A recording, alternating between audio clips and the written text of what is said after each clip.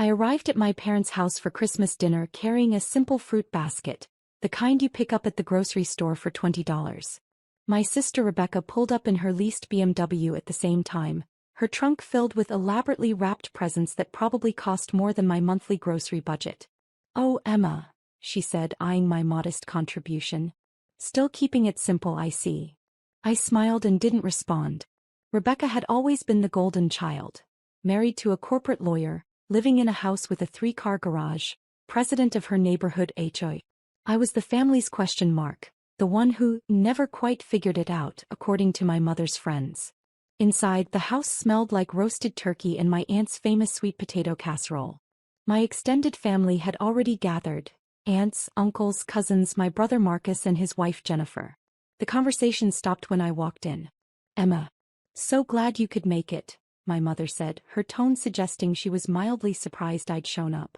"We weren't sure if you'd be too busy with your projects." "Wouldn't miss it, Mom," I said, setting the fruit basket on the counter next to Rebecca's tower of gifts. My Uncle Richard was already 3 drinks in. "So, Emma's still doing that internet thing? What do you call it again?" "E-commerce," I said quietly. Right. Selling stuff online. My neighbor does that too.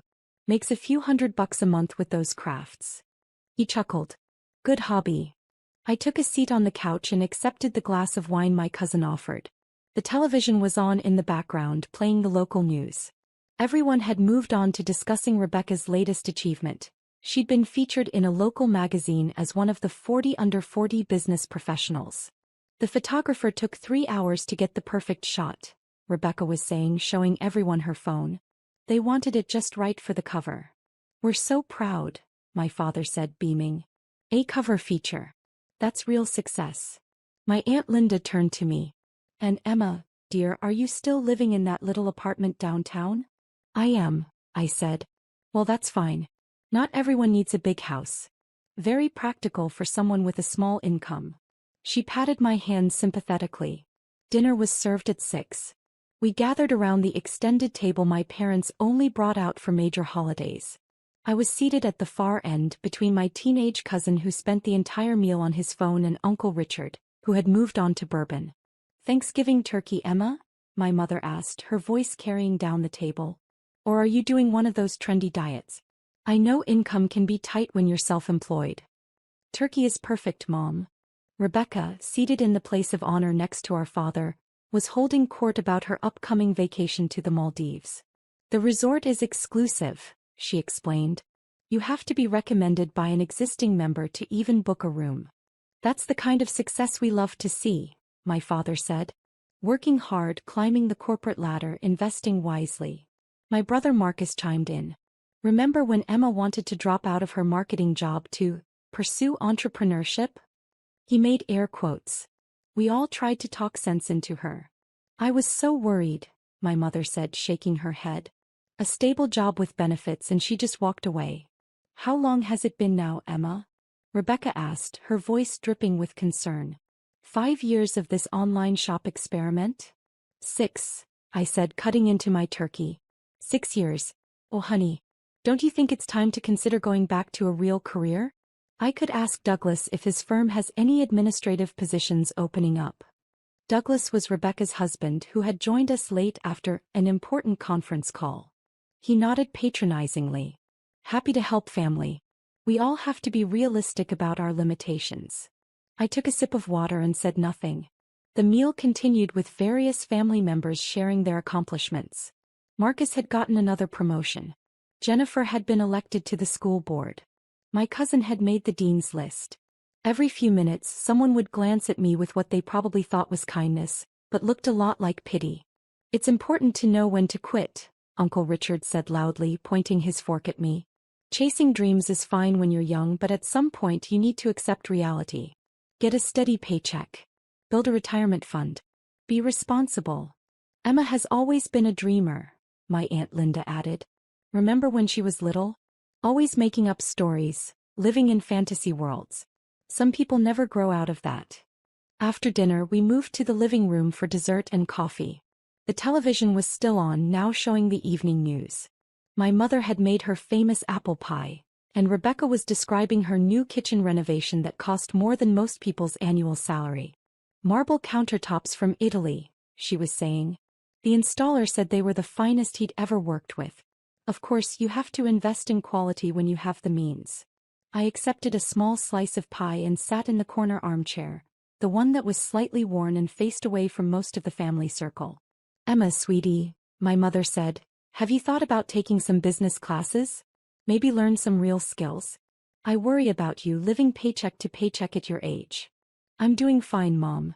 Fine isn't good enough, my father interjected. You're 34 years old. You should be established by now. Look at your sister. House, car, investments, respect in the community. That's what success looks like. Rebecca smiled modestly. I've worked very hard. Made smart choices. Followed a proven path. Exactly, Douglas said. The proven path. Not these get-rich-quick internet schemes. My cousin's wife, Amanda, spoke up. I read an article about online businesses. Most of them fail within the first year. The ones that survive barely make minimum wage when you calculate the hours worked. That's what I've been saying, my mother said, her voice rising with frustration. Emma, you're wasting your prime earning years. Think about your future. You have no retirement savings, no property, no security. Uncle Richard raised his glass. Here's what I think, and Emma, I say this with love. You need to stop playing entrepreneur and get serious about life. This isn't a game. Several family members murmured in agreement. I set down my pie plate, barely touched. The room felt smaller, the walls closing in with their concern and judgment and absolute certainty that they understood my life better than I did. Playing entrepreneur with your little online shop, Rebecca said, laughing. I'm sorry, but that's exactly what it is. Playing pretend. We're all too polite to say it directly, but someone needs to. For your own good. The room fell silent for a moment. Then my Aunt Linda spoke gently. We love you, Emma. That's why this is so hard to watch. You're too old to be playing these games. Games, my father repeated. That's the perfect word for it. While everyone else is building real careers, real wealth, real legacies, you're playing. My mother's eyes were actually glistening with tears. I lie awake at night worrying about you. What happens when you're 50, 60? Still in that little apartment, still pretending to run a business, with nothing to show for your life. Marcus leaned forward. Look, sis, we're staging an intervention here because we care. You need to hear the truth. This fantasy you're living? It's not sustainable. It's not real. You need to wake up and join the adult world. I took a slow breath and reached for my coffee. My hand was steady. I mean, what do you even sell? Jennifer asked. I've never even seen your website. Because there probably isn't one, Douglas said with a condescending chuckle. Or if there is, it's one of those sad little Etsy shops with 3 items and no sales. The television had moved from news to the evening programming schedule. A commercial was playing, something about holiday shopping deals. Rebecca stood up to cut herself another slice of pie. Emma, I'm going to be very direct because I'm your sister and I love you. You're embarrassing yourself. You're embarrassing this family. Every time someone asks what you do, we have to make excuses. Oh, Emma's trying to start a business. Emma's exploring entrepreneurship. It's humiliating. Humiliating, my mother echoed. When Patricia asked me at book club what my daughters were doing, I could brag about Rebecca's magazine cover and her beautiful home. But you, I had to say you were working on some online projects. I could see the pity in her eyes. My father set down his coffee cup with more force than necessary. This stops now, Emma. New Year's resolution, you're going to get a real job. I don't care if it's entry level. At least it'll be legitimate. I could probably get you an interview at my company, Marcus offered. They're always looking for people in customer service. It's not glamorous, but it's honest work. Real work. The commercial ended. The television screen showed the beginning of a new program. The local news magazine show that ran special features on Saturday evenings. Tonight on News Center Special, the announcer's voice rang out. An exclusive look at one of the most extraordinary business success stories of the decade. How a young entrepreneur turned a simple idea into a global empire worth billions. No one was really listening. Rebecca was describing her upcoming performance review where she expected another raise. Uncle Richard was refilling his bourbon. My mother was collecting dessert plates. Our feature tonight, the television continued, focuses on Emma Chin, the elusive founder and CEO of Lux Global Holdings, whose revolutionary approach to sustainable luxury goods has disrupted the entire retail industry. My mother dropped a dessert plate. It didn't break, but it clattered loudly on the coffee table. The screen filled with an aerial shot of a massive corporate campus, all glass and steel and manicured gardens. The caption read, Lux Global Holdings Headquarters, Shanghai. What? My father started. That's Emma's name, my cousin said slowly. Rebecca's face had gone pale. That has to be a different Emma Chin. Common name. But the screen had changed to show a photograph. Me in a tailored business suit, shaking hands with the president of France at an economic summit. The caption confirmed it. Emma Chin, 34, founder and CEO Lux Global Holdings. The reporter's voice filled the silent room. Emma Chen's story is one of vision, secrecy, and extraordinary execution. 6 years ago, she quietly left her corporate marketing position to pursue what her family thought was a small online retail experiment. What they didn't know was that Emma had spent the previous 3 years developing proprietary sustainable manufacturing technology and building relationships with eco-conscious suppliers across 18 countries. The screen showed factory floors, vast and modern, with workers assembling luxury handbags, shoes, accessories. Within 18 months, the reporter continued, her company had secured contracts with major department stores across Asia. Within 3 years she had expanded to Europe and North America. Her revolutionary approach, combining luxury craftsmanship with sustainable materials and ethical labor practices, resonated with millennial and Gen Z consumers who demanded both quality and conscience. My uncle's bourbon glass was frozen halfway to his mouth.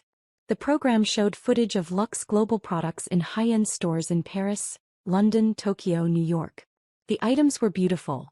Handbags that cost thousands, shoes that celebrities wore on red carpets, accessories that had waiting lists months long. Today, the reporter said, Lux Global Holdings operates manufacturing facilities on 4 continents, employs over 40,000 people, and generates annual revenue exceeding $7 billion. The company's recent valuation places Emma Chen's personal net worth at approximately $7.2 billion. Making her one of the youngest self-made female billionaires in the world. My mother made a sound like she'd been punched. The screen showed me again, this time at a TED conference speaking to thousands. Then at a UN Sustainability Summit. Then on the cover of Forbes Asia with the headline, The Quiet Billionaire, How Emma Chin Built an Empire in Secret. Chin is famously private, the reporter explained. She rarely gives interviews, avoids social media, and has never publicly disclosed her wealth to friends or family. Those closest to her had no idea of the magnitude of her success. Rebecca's mouth was opening and closing like a fish. Tonight's special will take you inside Emma Chen's empire, the announcer said. We'll tour her facilities, speak with her executive team, and explore how she managed to build a multi-billion-dollar global company while maintaining almost complete anonymity in her personal life. That's tonight at 9. Right here on News Center Special. The program cut to commercial. The silence in the room was absolute. Then everyone started talking at once. That can't be real. The same Emma Chin. $7 billion. This is our Emma. My father stood up, his face red. Emma. Is this true? Is this real? I set down my coffee cup carefully. Yes. You own. My mother couldn't finish the sentence. Lux Global Holdings, I said quietly. Yes. Marcus had his phone out, frantically Googling. Oh my God. It's all true. Emma, you're on the Forbes billionaire list. Number 847 globally. Your worth. It says here $7.2 billion. Rebecca had gone from pale to bright red. You sat here and let us. Mock me? I said gently. Yes. Douglas was scrolling through his phone, his hands shaking. Lux Global just announced a new sustainable fashion initiative with the European Union. Grant funding of €200 million. Emma, you met with the EU Commissioner last month. I did, I confirmed. My Aunt Linda was crying. Actual tears. We thought you were poor. We thought you were failing. I know. Uncle Richard drained his bourbon in one gulp. That apartment you live in. Why would you live in a regular apartment if you're worth billions? I like the apartment, I said. It's comfortable. Close to my favorite coffee shop. My mother sat down heavily. The fruit basket. You brought a $20 fruit basket when you're worth $7 billion. I like fruit baskets, I said. The television commercial ended and the news anchor returned. Just a reminder. Our exclusive special on billionaire entrepreneur Emma Chin airs tonight at 9. We'll have unprecedented access to her corporate empire, including interviews with her executive team and a rare sit-down with Chin herself. Stay tuned. My father's voice was barely a whisper. You gave us an interview. You gave the news an interview, but you never told your own family. They asked questions about business, I said. You asked questions about why I was wasting my life. Rebecca stood up abruptly, knocking over her wine glass. Red wine spread across my mother's white tablecloth like blood. This is insane.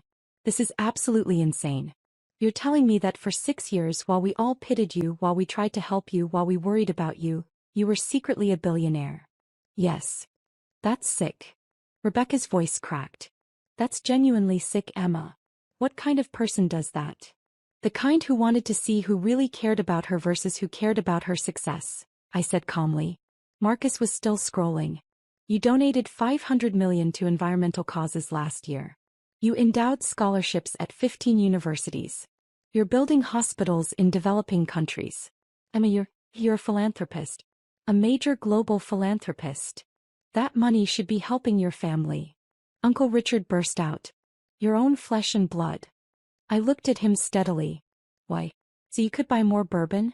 So Rebecca could renovate her kitchen with even more expensive marble. How dare you? Rebecca hissed. My mother was scrolling on her phone now too, her face growing paler with each swipe. You spoke at the World Economic Forum in Davos. You had dinner with heads of state. You own properties in 12 countries. Emma, you own an island. 2 islands, I corrected. The second one is smaller. I use it for marine conservation research. My father sank back into his chair. All those times we tried to help you.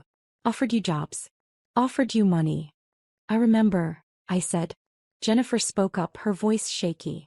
Last Christmas. I gave you a gift card to Target because I thought you needed help with groceries. I used it, I said. Bought some nice towels. Thank you. Douglas was pale. My firm. I offered you an administrative position at my firm.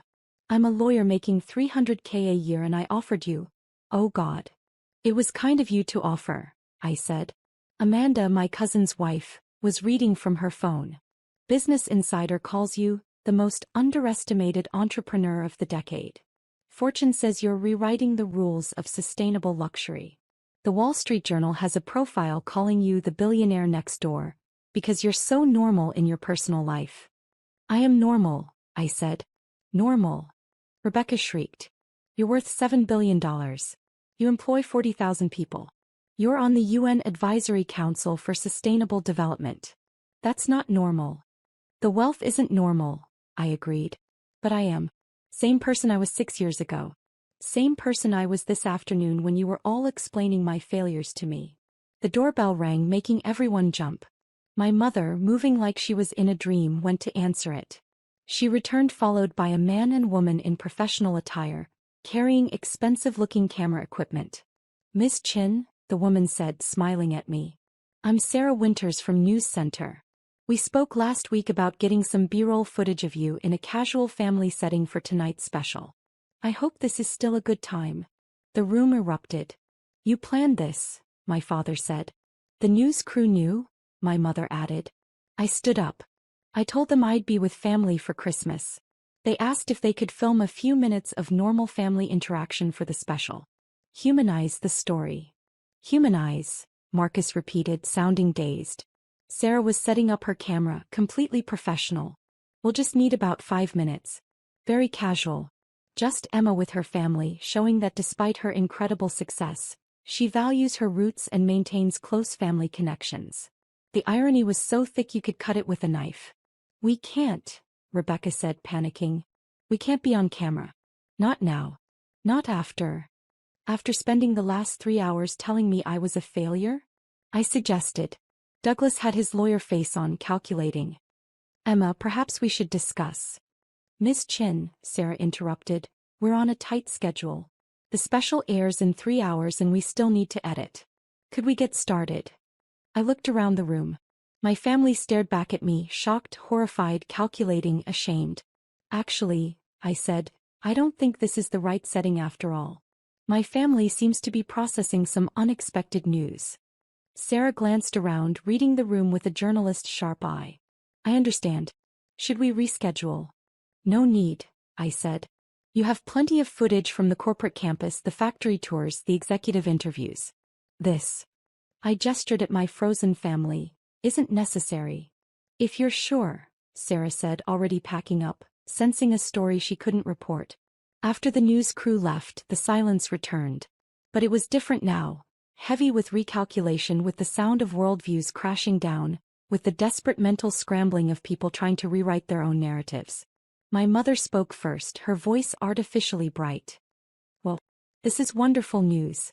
Emma, sweetheart, why don't we all sit down and you can tell us about your business? We'd love to hear all about it. Would you? I asked. Of course. We're your family.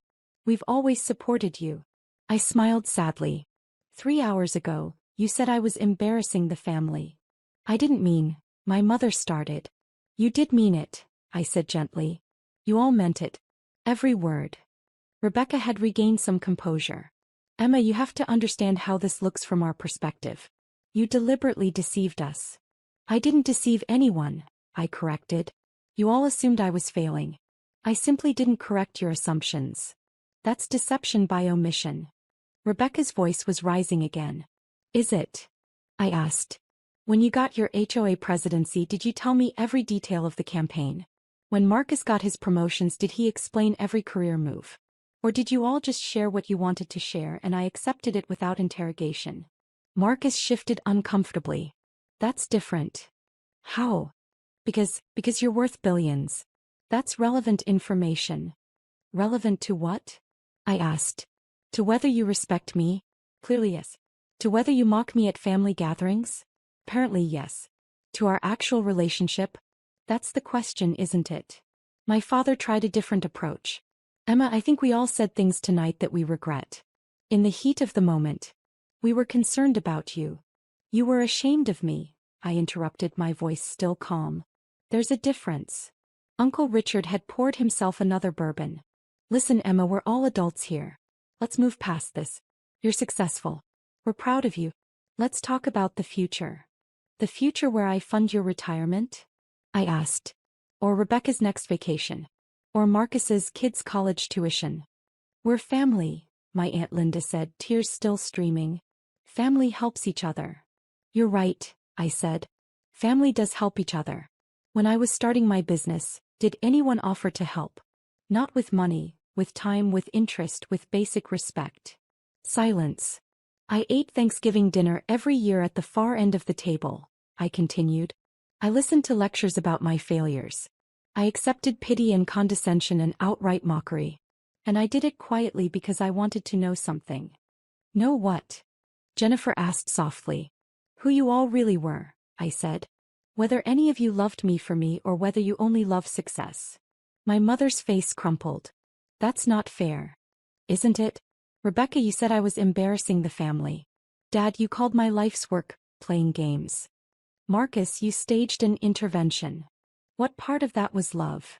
Rebecca's hands were shaking. You could have told us. You could have trusted us. With what? My success. What? So you could claim credit for supporting me? So you could ask for money? So you could brag to your friends? That's cruel, Rebecca whispered. Is it crueler than laughing at someone's dreams? I asked. Crueler than assuming someone is failing without ever asking? Crueler than offering pity instead of pride? Douglas cleared his throat. Emma, from a legal perspective. I have excellent lawyers, Douglas, I said. Among the best in the world. If you're about to offer your services, I'm not interested. His face reddened. My phone buzzed. I glanced at it. A message from my executive assistant. The news special is starting, I said. If you want to watch it, you're welcome to stay. If not, I'm leaving after it's over. No one moved. I turned up the volume on the television. The news center special logo appeared, followed by dramatic music and sweeping shots of my corporate headquarters. For the next hour, my family sat in stunned silence as the program revealed the full scope of my empire. The factories that employed thousands. The sustainable practices that had won international awards. The charitable foundation I'd started that had donated over $1 billion to environmental and educational causes. The partnerships with governments and NGOs. The innovation labs developing new materials. The employee programs that offered full healthcare, education benefits, and profit sharing. They showed footage of me speaking at conferences, touring facilities, meeting with world leaders. They interviewed my executive team. Impressive people with Harvard and Oxford degrees who spoke about my vision and leadership with genuine respect. They covered my personal life delicately. The modest apartment, the lack of social media, the quiet lifestyle. Emma Chin, the reporter said, is perhaps the most private billionaire in the world. She drives a 5-year-old sedan. She shops at regular grocery stores. Her neighbors have no idea who she is. By all accounts, she's the same person she was before her extraordinary success. The special ended with footage of me at a ribbon-cutting ceremony for a new hospital in Cambodia, funded entirely by my foundation. Children were laughing, running around. I was kneeling in the dirt talking to a little girl, no security detail visible, no cameras, just a genuine moment that someone had captured. Emma Chin, the reporter concluded, proves that extraordinary success doesn't require an extraordinary ego. In an age of influencers and self-promotion, she's built an empire in silence. And perhaps that's the most remarkable thing about her story. The credits rolled. The room remained silent for a long moment. Then my mother spoke, her voice broken. You built a hospital. 12 hospitals, I corrected quietly. So far. And you never told us, my father said. You never asked, I replied. In 6 years, not one of you ever asked me a single genuine question about my business. You all assumed, mocked, and moved on. Rebecca was crying now. I called your work playing pretend. You did. I'm so sorry. Are you sorry for what you said or sorry that you were wrong? I asked. She didn't answer. I stood up. I'm going to go now. Emma, wait, my mother said, standing. Please. We need to talk about this. As a family. A family. I looked around the room. Is that what this is? Because for 6 years I felt like an outsider at these gatherings. The disappointing daughter. The failed entrepreneur. The one you all pitied. We didn't understand, my Aunt Linda said. You didn't try to understand, I corrected. There's a difference. Marcus stood up. What do you want from us, Emma? Groveling. We messed up. We're sorry. What else can we say? Nothing, I said. There's nothing to say. You all revealed exactly who you are. Success matters to you more than character. Wealth matters more than kindness. Status matters more than substance. That's not true, my father protested. Then why, I said slowly, did not a single person in this room defend me tonight? Before the news special, when everyone was attacking me, mocking me, staging interventions, where was the unconditional love? Where was the "we support you regardless"? Where was the basic human respect? No one answered. I picked up my coat. I'm going to keep living my life exactly as I have been. Same apartment. Same routines. Same privacy. The only difference is that now you know. And you have to live with how you treated me when you thought I was nobody. You're not nobody, my mother said desperately. You're my daughter. Then act like it, I said. Not because I'm successful. Not because I'm on television. But because I'm a human being who deserved basic respect all along. I walked to the door. Emma, Rebecca called out. What happens now? With us. I paused, my hand on the doorknob. That's up to you. You can continue treating success as the only thing that matters. Or you can take a hard look at why you treated a family member so poorly for so long. Either way, it's your choice. Will we see you again? My mother asked, her voice small. I don't know, I said honestly. I need some time to think about whether I want to keep subjecting myself to judgment and mockery. Even billionaires have feelings, Mom. Maybe especially billionaires who remember what it felt like to be treated like a failure by the people who were supposed to love them most. I opened the door. The cold December air rushed in. Merry Christmas, I said, and then I left. Behind me, I heard my mother start to sob. I heard my father trying to comfort her. I heard Rebecca saying something about calling me tomorrow, about fixing this, about family. But I just walked to my car, my modest 5-year-old sedan that was paid for in cash but had never impressed anyone, and drove away. My phone started buzzing before I even reached the highway. Texts from family members. Calls coming through. I silenced it all. Instead, I called my executive assistant. "Hi, David," I said. "Did the news special air well?" "Perfectly," he said. "We're already seeing upticks in brand interest. The PR team is fielding interview requests from major outlets. It's exactly what we hoped for." "Good," I said. "And the Q1 expansion plans?" "Ready for your review Monday morning. The Tokyo facility is ahead of schedule. The Mumbai partnership agreements are finalized. We're projecting 18% growth." "Excellent work." I hung up and drove through the quiet streets. Christmas lights twinkled in windows. Families gathered in warm homes. Normal people living normal lives, probably not thinking about billion-dollar empires or family betrayals or the price of success. My phone buzzed again. This time I looked. A text from Rebecca. "Please call me. I'm so sorry. I don't know what to say.